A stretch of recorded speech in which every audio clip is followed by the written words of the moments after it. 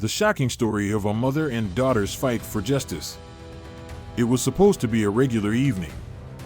The air was thick with the scent of summer rain, the kind that made the pavement shimmer under the glow of the streetlights.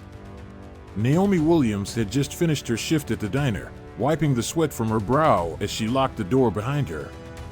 She was tired, but there was a familiar comfort in exhaustion, the kind that came from an honest day's work. Across town, her 16-year-old daughter, Aisha, was at the library, finishing an essay for her history class. She had big dreams: college, law school, maybe even becoming a judge one day. Naomi had always told her that education was her greatest weapon, the only shield she had against a world that didn't always play fair. Neither of them had any idea that, within the hour, their world would shatter. Naomi had just stepped off the bus, her purse clutched close to her side, when she heard the screech of tires. A black and white police cruiser swung around the corner, red and blue lights flashing like an alarm bell in the night. Her first thought was that something had happened down the street.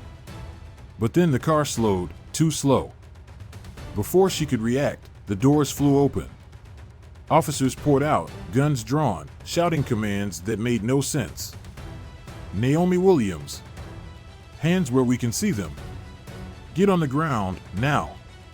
The weight of their voices hit her like a physical force. For a second, she thought they had the wrong person. But they were charging straight at her. What's going on? Her voice cracked, throat tightening. A heavy hand clamped onto her wrist, twisting it behind her back. The pain shot through her shoulder. You're under arrest, one of the officers barked. Don't resist.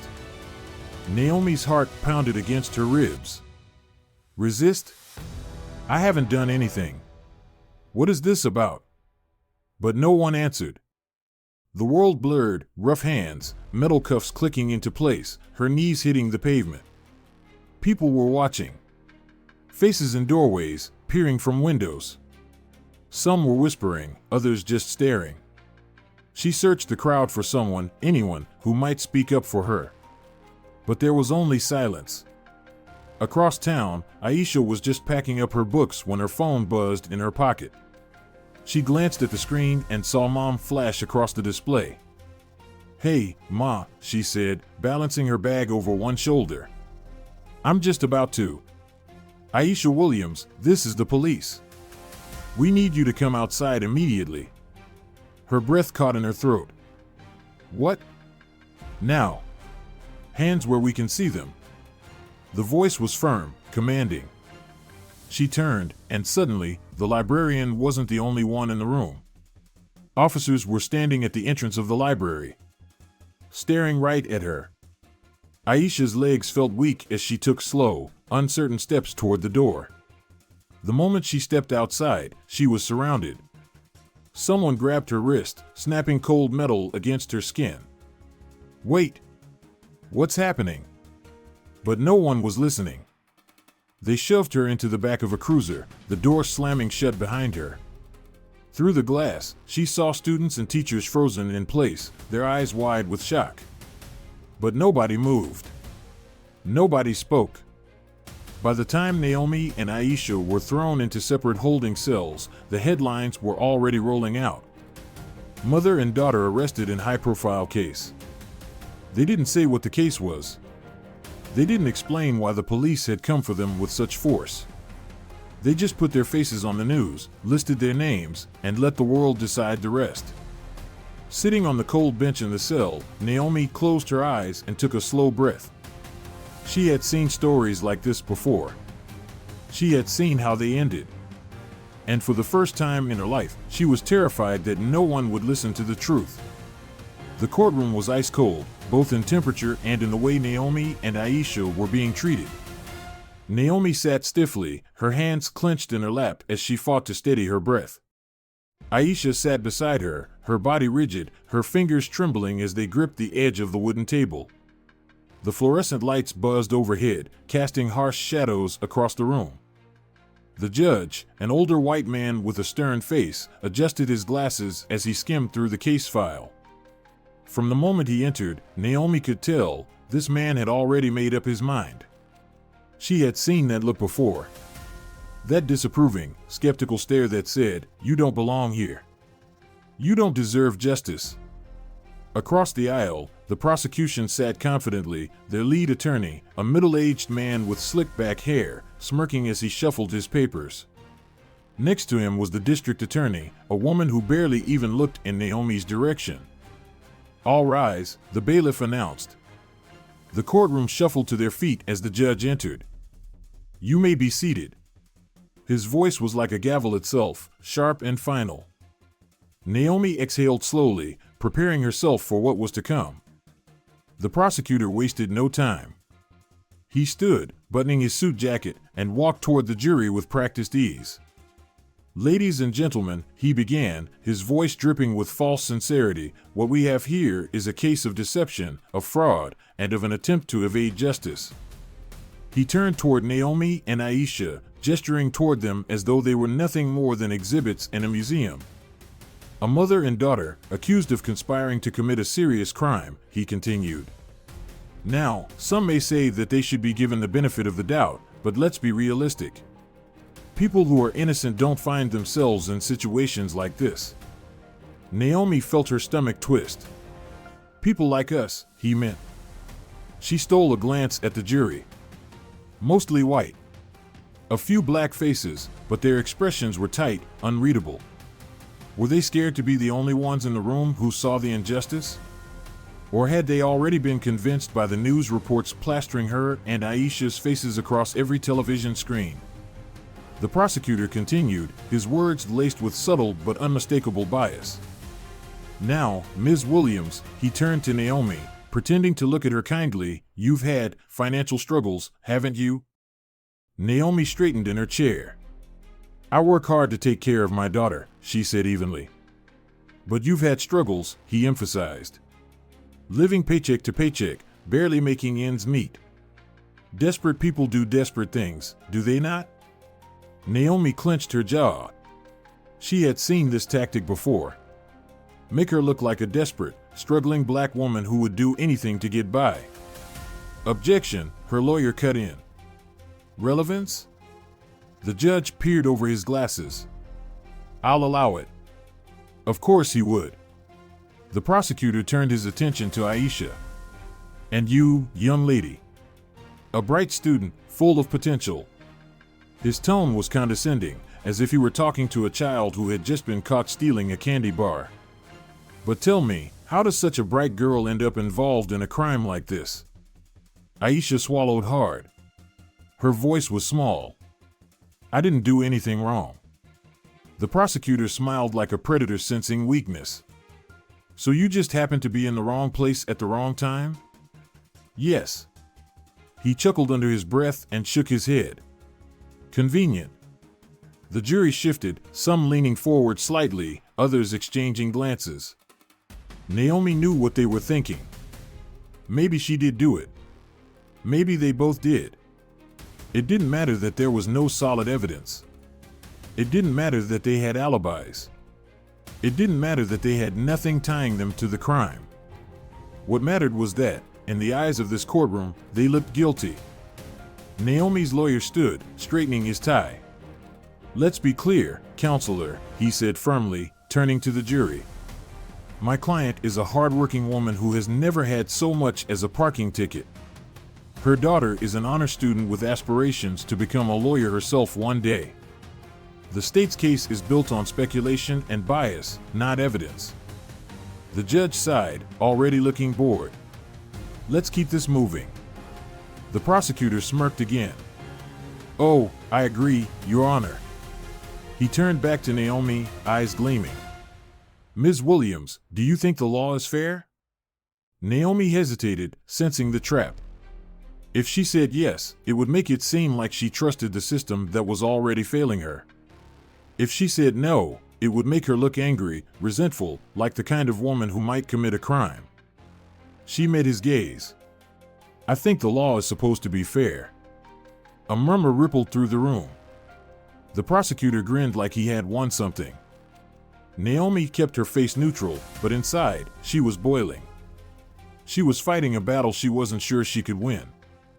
And it had only just begun. Naomi had always believed that, despite its flaws, the justice system had rules. That if you played by them, if you were honest, if you told the truth, justice would prevail. But as she sat in the dimly lit holding cell after another long day in court, she realized how wrong she had been. The walls felt like they were closing in, the cold metal bench beneath her offering no comfort. Across the hall, Aisha sat in a separate cell, knees drawn to her chest, staring blankly at the floor. Naomi wanted nothing more than to hold her daughter, to tell her that everything would be all right. But she wasn't sure if that was true anymore.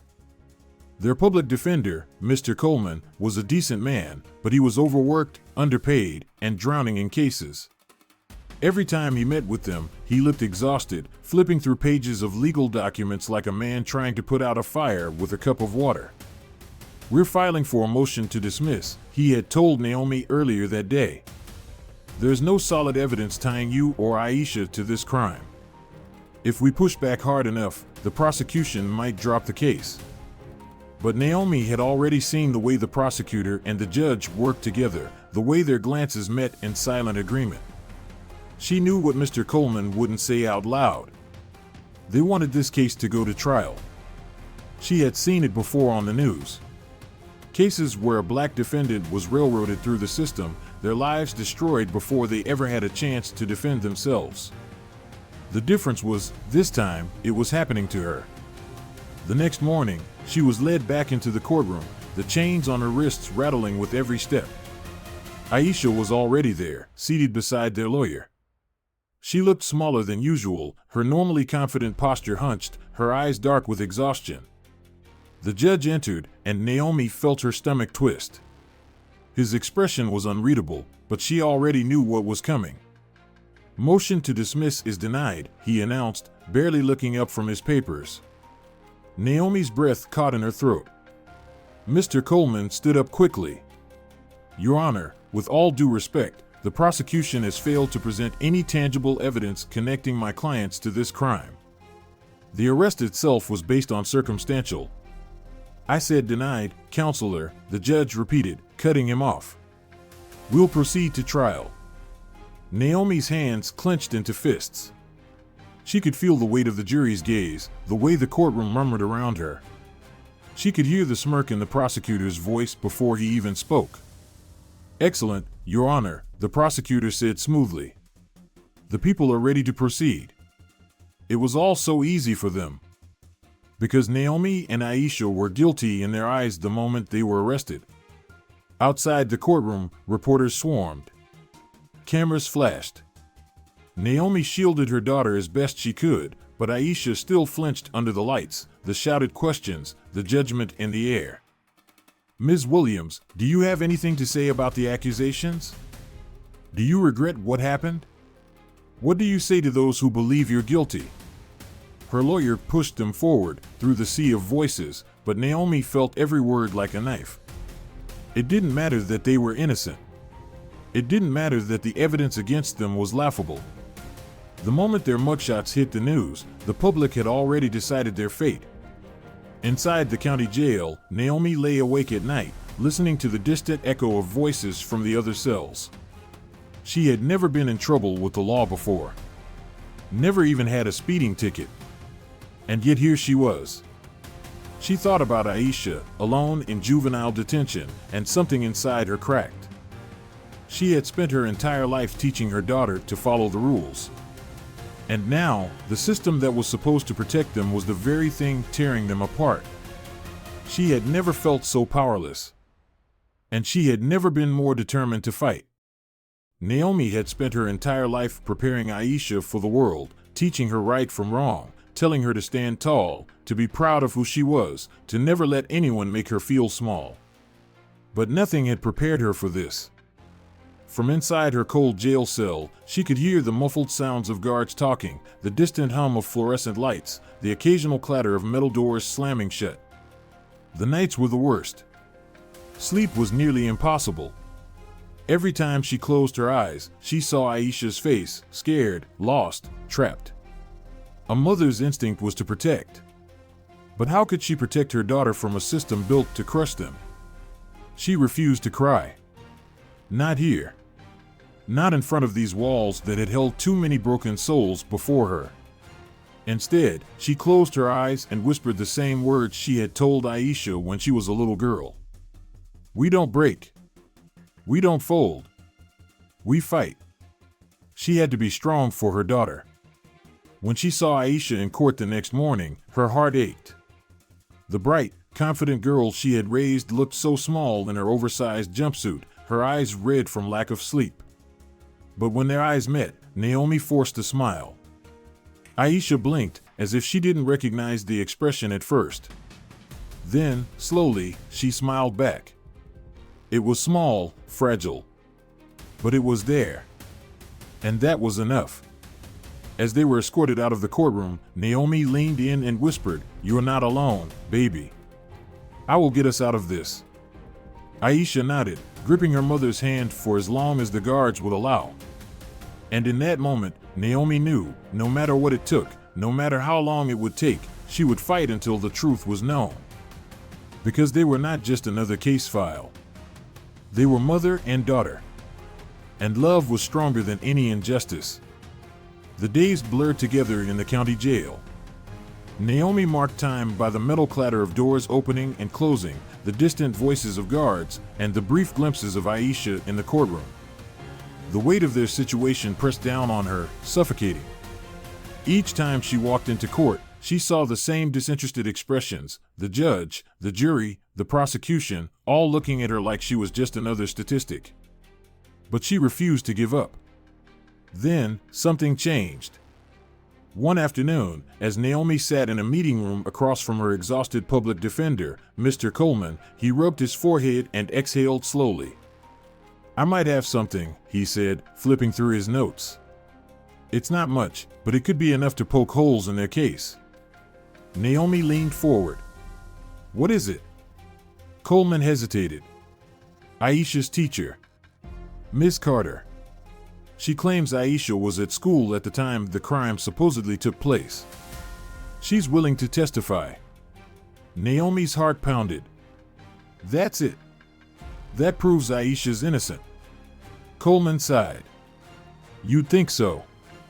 But here's the problem. The prosecution says their witnesses put both of you at the scene, and the jury is already inclined to believe them. A teacher saying Aisha was in school? That's just her word against theirs unless we can back it up with more proof." Naomi clenched her fists. Miss Carter wouldn't lie. "No," Coleman agreed, "but the system doesn't work that way. They'll do everything they can to discredit her." He paused, choosing his words carefully. "And she's already getting pushback." Naomi narrowed her eyes. "What kind of pushback?" Coleman hesitated again, then slid a folded paper across the table. "She got this on her car windshield yesterday." Naomi unfolded it with shaking hands.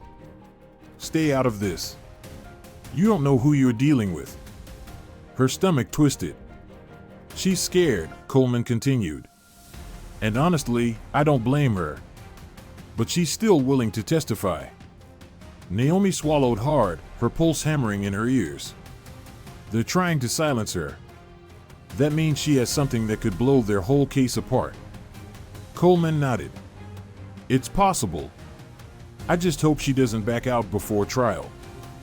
The next day, Miss Carter was supposed to appear in court for a preliminary hearing. Naomi watched the door anxiously, waiting. Minutes passed. Then an hour. The judge sighed impatiently, drumming his fingers on the bench. "Where's the witness?" he asked. Coleman stood. "Your Honor, we were expecting Miss Carter." "Aye." The courtroom doors suddenly creaked open. Miss Carter stepped inside, her face pale, her movements hesitant. She clutched her purse tightly, her eyes darting toward the back of the room as if she were afraid someone was watching her. Naomi let out a slow breath. She came.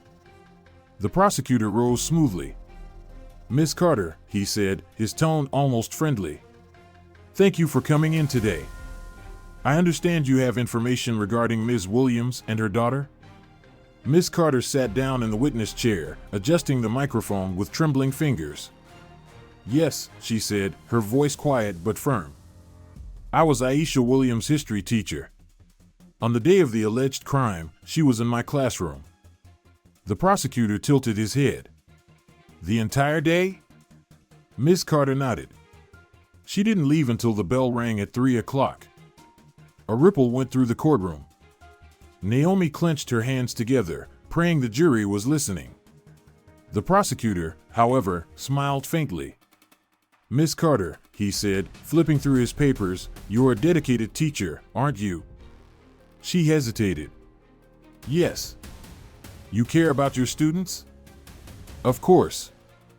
And you care about Aisha Williams? Yes. The prosecutor leaned in slightly. Enough to bend the truth to protect her? Miss Carter stiffened. I would never do that. The prosecutor shrugged, playing the part of a man merely doing his job.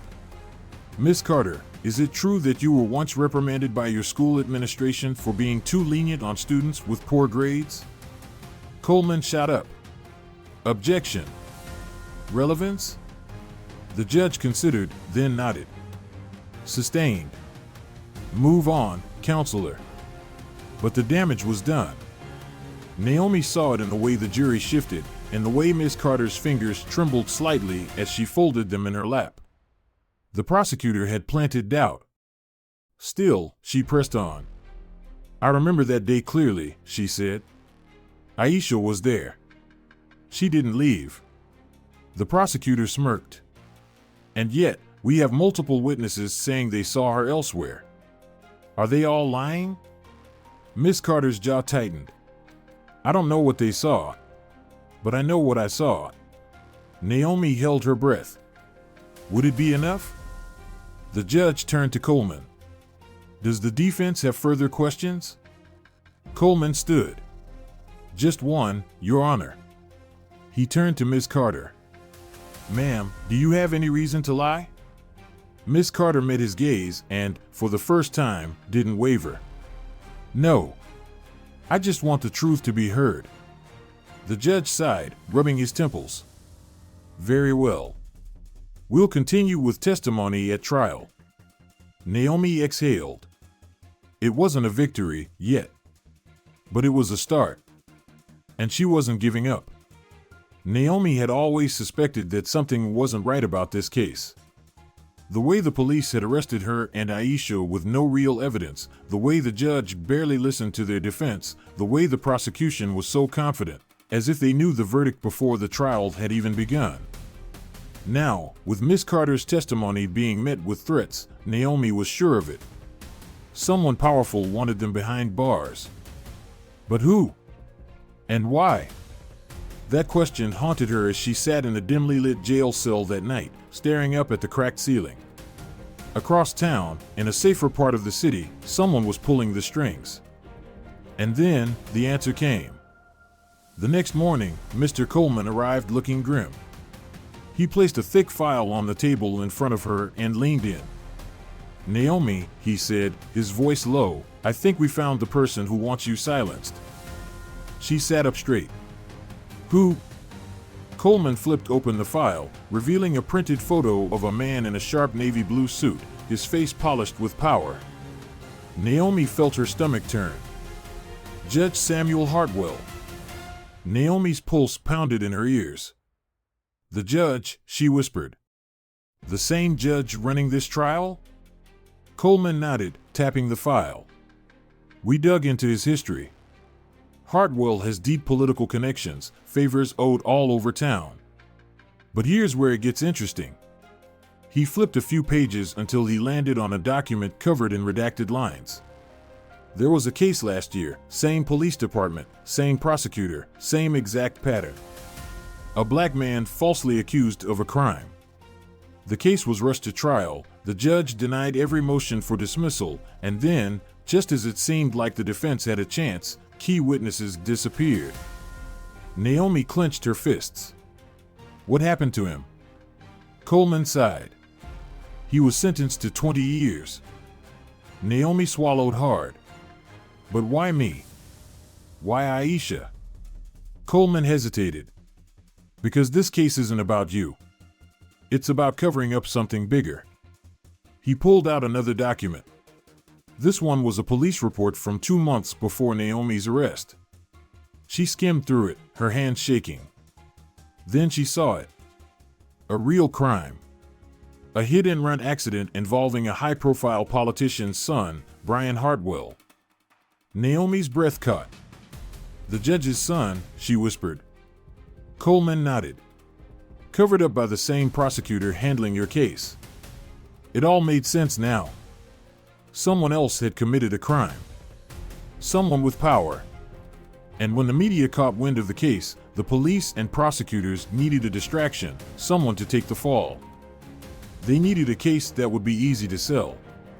A single black mother and her teenage daughter. Naomi's voice shook with rage. They never cared about finding the real criminals. They just needed to make someone guilty. Coleman leaned in. And they needed to do it fast. Because if people kept digging into their department, they'd find the hit and run. And that could destroy careers, Judge Hartwell's, the prosecutors, half the department. Naomi's hands trembled. "So they picked us." Coleman nodded. Because they knew no one would question it. That night, Naomi barely slept. Not because of fear, but because of anger. She thought about Aisha, alone in juvenile detention, wondering why the world had turned on her.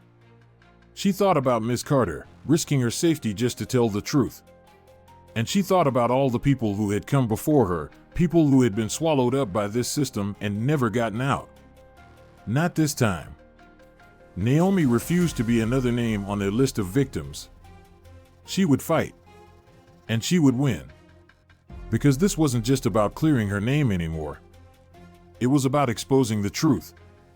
The courtroom was tense. The air was thick with anticipation as Naomi sat beside her lawyer, her hands clenched together so tightly her knuckles turned white.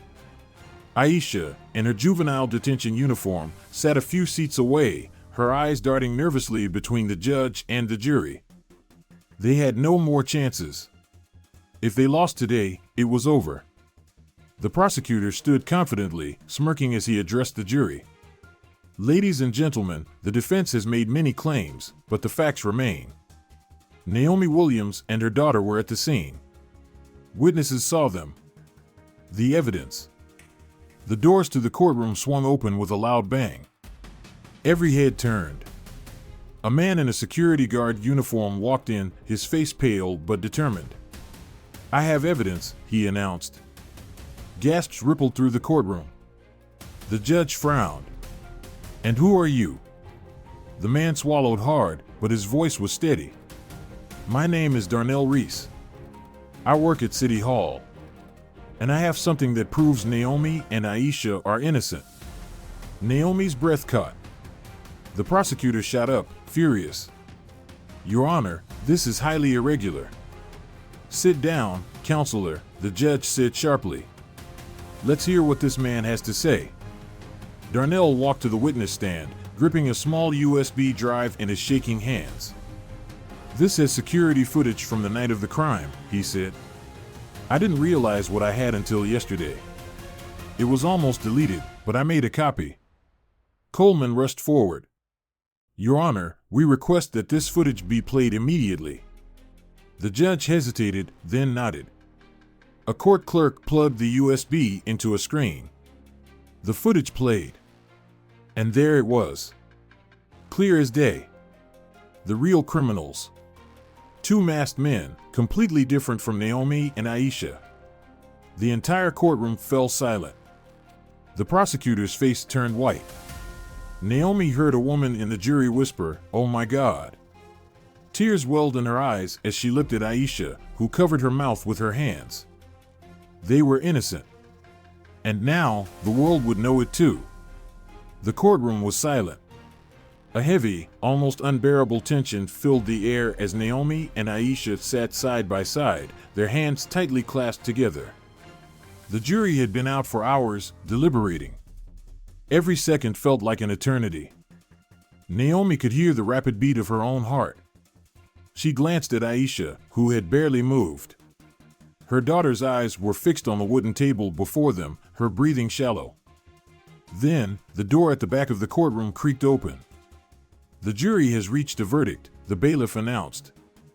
Naomi squeezed Aisha's hand. A group of 12 men and women filed into the jury box, their faces unreadable. The foreman, a middle-aged man with graying hair, held a folded piece of paper in his trembling hands. "Has the jury reached a verdict?" the judge asked. "Yes, Your Honor." The judge nodded. "Please read the verdict." The foreman cleared his throat, unfolded the paper, and read aloud. "In the case of the state versus Naomi Williams and Aisha Williams, we, the jury, find the defendants." Aisha closed her eyes. Naomi braced herself. "Not guilty." For a moment, there was nothing. Just silence. Then, everything crashed at once. A sob tore from Naomi's throat before she could stop it. Aisha gasped, covering her face as tears streamed down her cheeks. Their lawyer let out a heavy breath of relief, his shoulders slumping. The judge banged his gavel. "Order in the court." But there was no order. The gallery erupted, gasps, whispers, cries of joy from the few who had believed in them. Reporters scrambled for their phones. The prosecutor sat frozen, his face pale. Naomi turned to Aisha, pulling her daughter into her arms. They clung to each other, shaking, barely able to comprehend what had just happened. It was over. They were free. Naomi looked up through her tears and met the judge's gaze. His face was impassive, but something flickered in his eyes. Was it regret? Guilt? She didn't know, and she didn't care. The truth had finally won. "Ms. Williams," the judge said, "you and your daughter are free to go." Naomi stood on shaky legs, helping Aisha to her feet. As they turned to leave, the courtroom doors swung open, revealing the blinding lights of the cameras outside. A sea of reporters waited, microphones raised, questions flying. But Naomi didn't stop. She kept walking, her daughter by her side. Because they weren't just leaving the courthouse. They were walking into freedom. The sky was a soft shade of blue as Naomi and Aisha stepped out of the courthouse, the fresh air filling their lungs for the first time in what felt like forever. The crowd outside erupted, some in cheers, others in stunned silence. Reporters swarmed forward, their cameras flashing, their microphones thrust in front of them. "Naomi, how does it feel to be free?" "Aisha, what would you say to those who doubted you? Do you plan to take legal action against the state?" Naomi ignored them all. She wasn't ready to answer their questions. Not yet. Aisha clung to her mother's arm, her small frame still trembling. She had barely spoken since the verdict. Naomi knew the wounds of this ordeal wouldn't heal overnight. They had survived, but survival came with scars. As they pushed through the crowd, a familiar face emerged, Ms. Carter. She looked exhausted, but relief shone in her eyes. "I knew the truth would come out," she whispered, reaching for Aisha's hands. Aisha hesitated, then threw her arms around her teacher, breaking down in sobs. Naomi felt her own tears fall, watching the only person outside of their lawyer who had believed in them from the beginning. Mr. Coleman approached, his expression unreadable. "It's not over," he murmured. "We exposed the corruption in this case, but Judge Hartwell, the prosecutor, and the officers who framed you, they're still in power." Naomi's jaw tightened. She had spent so long just trying to survive this nightmare that she hadn't thought about what came next. Now, she knew. "We have to fight back," she said, voice steady. "Not just for us. For everyone they've done this to." Coleman nodded. "We can file lawsuits. Push for an independent investigation." Naomi exhaled. She was free, but the battle wasn't over. Aisha finally spoke, her voice small but firm. "I want to help. I want to make sure no one else has to go through this." Naomi looked at her daughter, the girl who had nearly lost everything, yet stood here stronger than ever. She squeezed her hand. "We'll do it together." As they walked toward their waiting car, Naomi looked back at the courthouse one last time. They had walked in as victims. They were walking out as survivors. And they weren't done yet. Naomi stood before the crowd, the courthouse looming behind her, cameras flashing in her face. She had never been one for speeches. She had spent most of her life keeping her head down, working hard, trying to survive. But today, she refused to stay silent. She took a deep breath, holding tightly onto Aisha's hand. "My daughter and I lost everything," she began, her voice strong despite the lump in her throat. "We lost our freedom. We lost our dignity. And for a while, we lost our hope." The crowd quieted. Even the reporters, usually eager for a dramatic quote, lowered their microphones and listened. "But we are not the first," she continued. "And unless something changes, we will not be the last." She looked out at the faces before her, some angry, some sympathetic, some filled with shame. For too long, this system has failed people like us. For too long, innocent men and women have been thrown into prison, their lives stolen because someone needed a scapegoat. And for too long, those in power have played by a different set of rules. She paused, scanning the crowd. "I ask you, how many more?" Her voice rose, filled with fury. "How many more mothers will be torn from their children? How many more innocent people will sit behind bars while the guilty walk free? How many more families will be destroyed before we say enough?" A murmur ran through the crowd. Naomi saw people nodding, some wiping their eyes. She turned toward the courthouse. "We were supposed to get justice in that building behind me. But justice was never an option for us. Not until the truth fought its way to the surface." She turned back to the people. "So now, we fight." The murmur grew into cheers. "We fight to hold Judge Hartwell accountable." Cheers. "We fight to expose the corruption in the prosecutor's office." Louder cheers. "We fight to change a system that has failed too many for too long." The crowd erupted. Naomi felt Aisha squeeze her hand, and she looked down at her daughter. For the first time in a long time, Aisha's eyes weren't filled with fear. They were filled with fire. She stepped forward, her voice clear.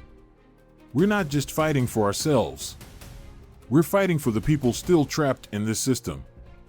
For the innocent who have no voice. For the mothers who cry themselves to sleep at night, wondering if their child will ever come home." Naomi wrapped her arm around Aisha. "We will not stop," she vowed. "Because justice isn't a privilege. It's a right." The crowd roared in agreement. And just like that, the fight for change had begun. Months later, the headlines told a different story. Judge Hartwell under investigation for case manipulation. Prosecutor's office accused of covering up wrongful convictions. Naomi Williams and daughter lead movement for justice reform. Naomi never imagined she would become an activist. She had never seen herself as the type to stand in front of cameras, to organize protests, to demand change. But life had chosen this path for her. And she wasn't walking away. Aisha had enrolled in college, studying criminal justice. She wanted to become a lawyer, to defend the people the system had tried to bury. One night, as Naomi was reading an article about their case, Aisha sat beside her. "You know," Aisha said, resting her head on Naomi's shoulder, "if this had never happened, I don't think I would have known what I wanted to do with my life."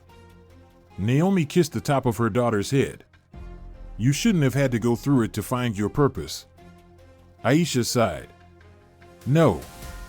But at least now, I can help make sure no one else has to." Naomi smiled. Her daughter was safe. She was strong. She was ready to change the world. And Naomi would be right there beside her, every step of the way. The story of Naomi and Aisha is a powerful reminder that justice is not guaranteed, but it must be fought for. It speaks to the resilience of those who refuse to be silenced, even when the odds are stacked against them. In a world where systems can fail and prejudice can distort the truth, the courage to stand up, speak out, and demand accountability is more important than ever.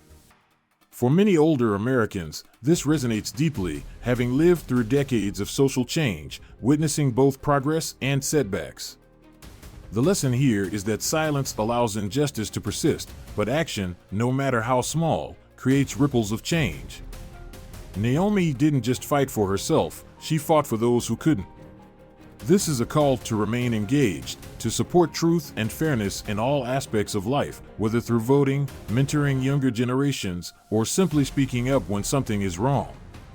No one is too old or too powerless to make a difference. Justice is not just about laws, it is about the people who refuse to accept a broken system as inevitable. We must all ask ourselves, are we passive observers, or are we part of the change?